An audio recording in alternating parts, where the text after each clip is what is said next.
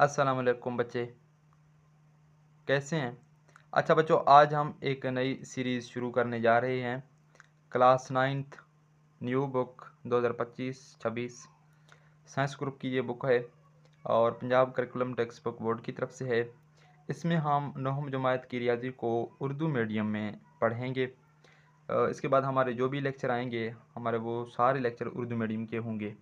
देखिए मैंने यहाँ पर लिखा हुआ है जमात नौम के लिए है। ठीक है, रियाजी की जो नई बुक आई है 2025, यानी कि 2025 में जो नई बुक आई है, जो आपने अभी 8th के पेपर दे के 9th में आ गए हैं, तो वो बच्चे इसी नई बुक को स्टडी करेंगे।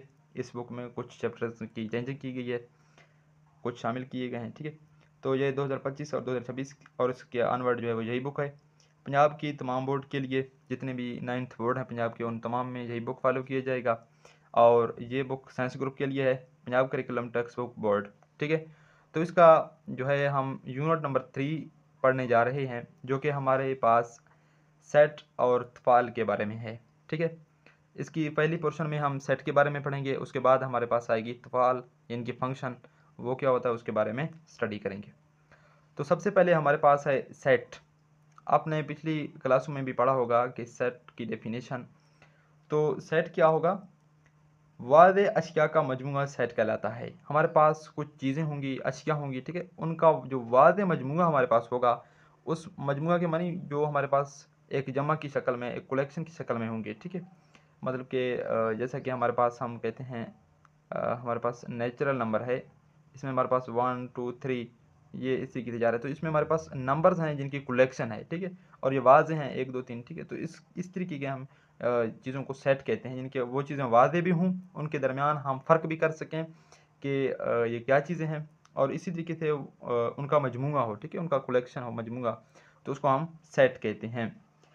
इसके बाद हमारे पास है, और सेट को अंग्रेज़ी के बड़े हरूफ यानी कि ABC वगैरह से ज़ाहिर किया जाता है। जब सेट की हम नाम यानी कि ज़ाहिर करते हैं तो उसको हम कैपिटल लेटर से यानी कि बड़े हरूफ से हम शो करते हैं। जैसे कि हमारे पास एन है, नेचुरल नंबर, तो उसको हम छोटा एन नहीं लिखते बड़े, बल्कि बड़े बड़े जो अंग्रेज़ी के अल्फ़ाबेट्स होते हैं उनको यूज़ करने के लिए उनको यूज़ ही करते हैं। ठीक है, सेट के अरकान को छोटे अंग्रेज़ी हरूफ या नंबर से ज़ाहिर करते हैं, और सेट के अंदर जो रुकन होते हैं, जो अरकान होते हैं, ठीक है, उनको हम क्या करते हैं, छोटे जो अंग्रेज़ी के हरूफ होते हैं या उनसे शो करते हैं, या फिर हमारे पास नंबर होते हैं जैसे कि 1 1 2 3 4। ठीक है, इस तरीके से हमारे पास, जैसे कि आप मिसाल देख सकते हैं, हमारे पास पहला मिसाल है जिसमें हम ए देखें। ए जब हमने यहाँ पर लिखा है तो कैपिटल यानी कि बड़े हरूफ अंग्रेज़ी का लिखा है। ठीक है, इसके अंदर जो हमने अरकान लिखे हैं वो हमारे पास सब छोटे अंग्रेज़ी के हरूफ हैं। इस तरीके से आप दूसरा मिसाल दे सकते हैं, हमारे पास सेट बी है, इसमें हमने देखें नंबर यूज़ किए हैं। ठीक है, तो इस तरीके से आप नंबर भी यूज़ कर सकते हैं या छोटे हरूफ।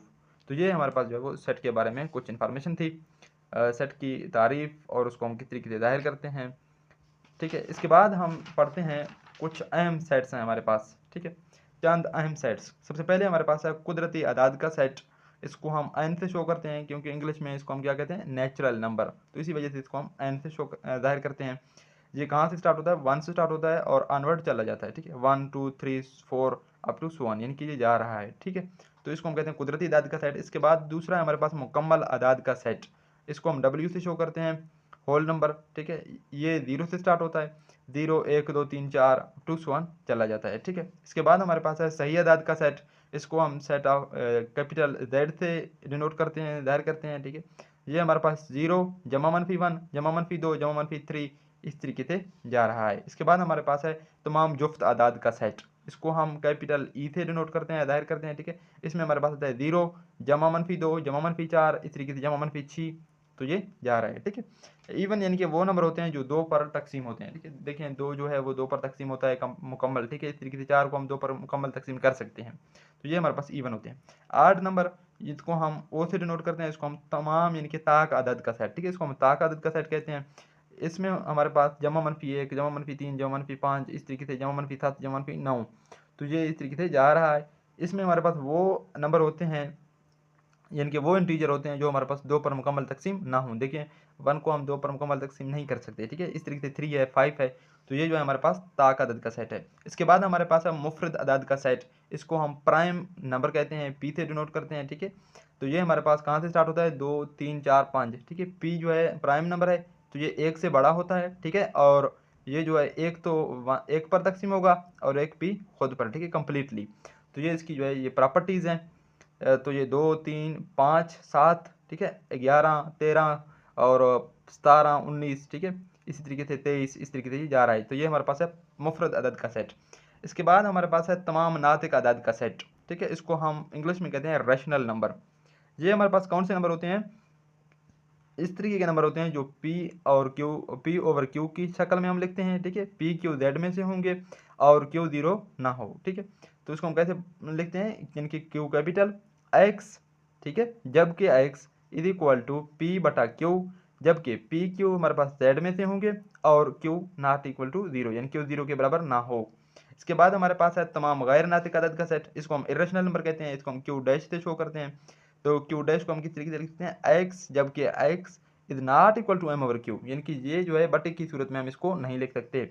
जबकि M N हमारे पास सेट ऑफ इंटीजर यानी कि मुकम्मल सही अदद के सेट में से होंगे और n जो है यानी कि बटे के नीचे वाला हमारे पास जीरो के बराबर ना हो। तो ये जो है हमारे पास इरेशनल नंबर है। इसके बाद हमारे पास है तमाम हकीकी अदद का सेट। इसको हम रियल नंबर कहते हैं इंग्लिश में। इसको हम R से यानी कि डिनोट करते हैं, जाहिर करते हैं। ठीक है, ये हमारे पास सेट ऑफ तमाम नातिक अदद का सेट यूनियन तमाम गैर नातिक अदद का सेट, इनका ये क्या है? यूनियन है। ठीक है, नातिक अदद और गैर नातिक अदद का जब हम यूनियन लेते हैं तो हमारे पास क्या आता है? ये सेट आता है। ठीक है, तो ये थी सेट के बारे में इंफॉर्मेशन। इसके बाद हम सेकंड लेक्चर में सेट को लिखने के तरीके हम उसको डिस्कस करेंगे। तो इस लेक्चर का हम यहीं पर ख़त्म कर रहे हैं। मिलते हैं इंशाल्लाह नेक्स्ट वीडियो में।